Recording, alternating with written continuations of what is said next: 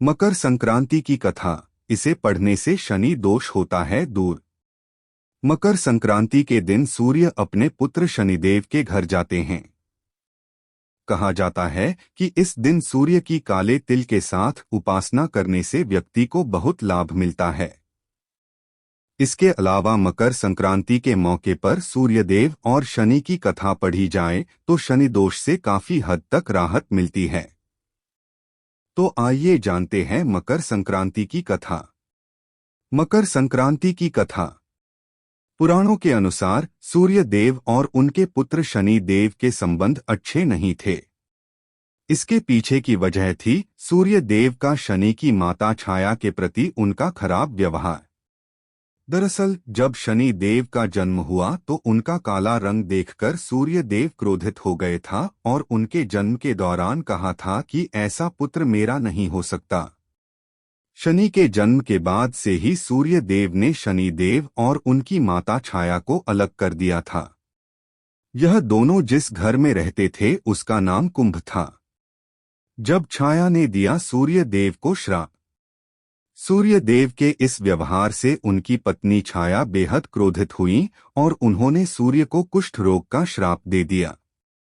इस श्राप से क्रोधित होकर सूर्यदेव ने छाया और शनि देव का घर जलाकर राख कर दिया।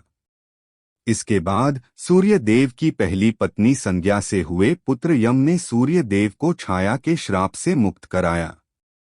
इसके साथ ही यम ने सूर्य के सामने मांग रखी थी कि वह माता छाया और शनि के प्रति अपने व्यवहार में बदलाव लाएं। सूर्य को भी अपनी गलती का एहसास हुआ और वह पत्नी छाया और पुत्र शनि से मिलने उनके घर पहुंचे। जब सूर्य शनि के घर पहुंचे तो देखा कि वहां सब कुछ जलकर बर्बाद हो गया था।